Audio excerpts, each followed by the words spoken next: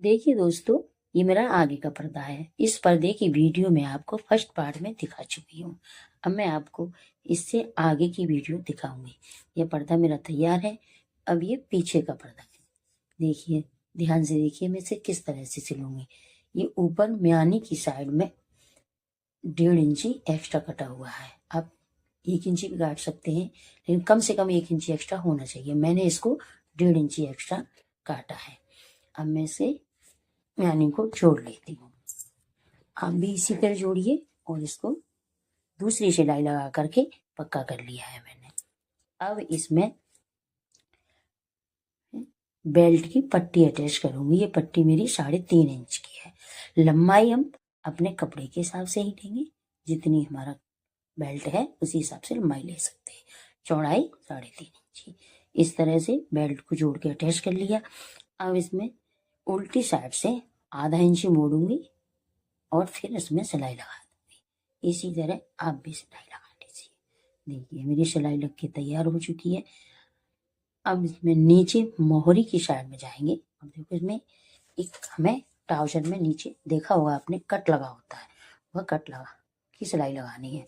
तो ये 2 इंची है, मैंने इसको मोड़ा सीधी तरफ। अब ½ इंची और मुड़ गया तो ये 1.25 इंची या 1.5 इंची मेरा तैयार हो जाएगा सिलने के बाद। इसी तरह से दूसरे पर्दे को भी सिल लेते हैं। ये दूसरी तरफ भी मैंने इसी तरह सेम सिल के तैयार कर लिया है। अब इसमें हम आगे का पर्दा रखेंगे और बिल्कुल बराबर से मिलाएंगे और ½ इंची अंदर करके सिलाई लगाएंगे। और पॉकेट का विशेष ध्यान रखना है कि हमारी पॉकेट न सिल जाए। और सिलाई लगाते हुए नीचे कट तक जाएंगे। कट तक आने के बाद हम इसको पीछे के पर्दे को भी उसी तरीके से मोड़ेंगे जैसे आगे का पर्दा मोड़ा था।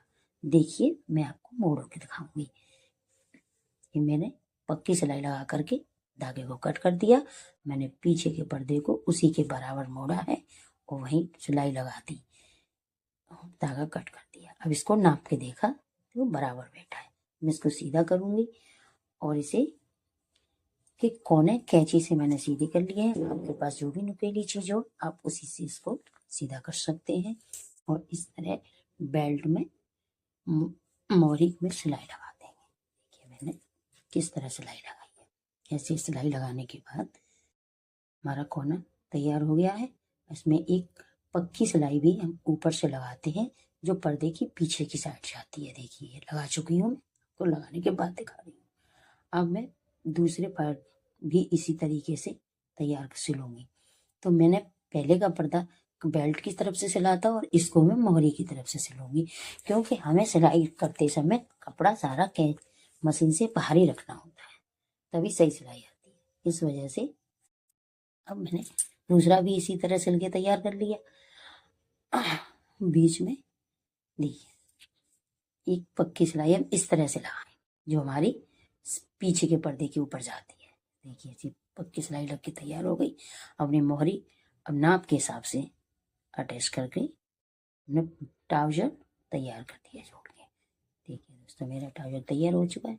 अब मुझे क्या बेल्ट लगानी है। बेल्ट में मैंने 13 इंची पट्टी ली, प्लास्टिक ली है, क्योंकि मेरे ट्राउजर की कमर 32 इंची है। तो आधा 16 इंची हुआ और 16 इंची में मैंने 3 इंची कम कर दिया, 13 इंची हो गया। आप भी इसी तरह ले सकते हैं। अगर लास्टिक हल्की है तो आप 4 इंची कम कर सकते हैं और लास्टिक हैवी है तो 3 इंची कम करें और बिल्कुल परफेक्ट कमर बैठेगी। देखिए मैं इसी तरह से आप सिल के तैयार कर सकते हैं जैसे मैंने इसको तैयार किया है। अब इस धागा कट करने के बाद इस कपड़े को हम पूरे में बराबर बांट लेंगे। बराबर बांटने के बाद एक बीचों बीच में सिलाई लगाएंगे और लास्टिक को इस तरह खींचेंगे जितना कपड़ा है उतना ही, जिससे कि बाद में कोई सिलाई का टांका न टूटे लास्टिक खींचने पर। ठीक, ये सिल के तैयार हो चुकी है। अब आप इसको देखिए, मैंने सिलने के बाद इसको अपना नाप भी कर लिया है। साइज बिल्कुल परफेक्ट बैठा है। दोस्तों अगर आपने मेरे चैनल को सब्सक्राइब नहीं किया है तो प्लीज़ सब्सक्राइब कीजिए, कमेंट कीजिए और लाइक कीजिए, ज़्यादा से ज़्यादा शेयर कीजिए। देखिए दोस्तों मेरी ट्राउजर का लुक देखिए, एकदम परफेक्ट लुक आया है।